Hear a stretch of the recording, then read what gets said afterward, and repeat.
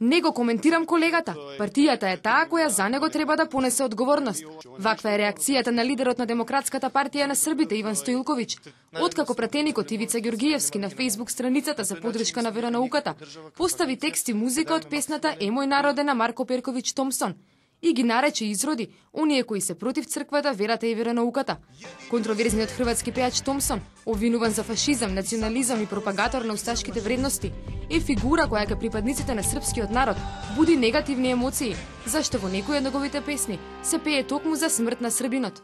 И секогаш сум се трудел, на се што се случува во Република Македонија да гледам на еден поразумен начин. Така и овој пат, не сакам да коментирам туѓи фрустрации, туѓи вознемирености, туѓи проблеми.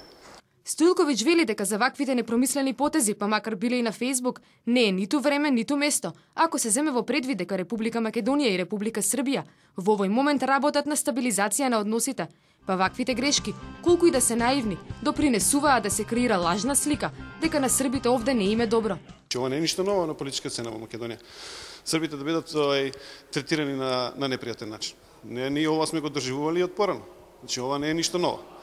Меѓутоа, интересантен е фактот дека ова се случува во моменти кога се работи на потполна нормализација на односите помеѓу Србија и Македонија, кога се очекува посета на српскиот министер за надворешни работи на почетокот на месец во Република Македонија, така да мислите не е вистинско време за вакви гестови, па макар и на приватен Facebook? Не мислам дека не е место него, воопшто не е место за никаде.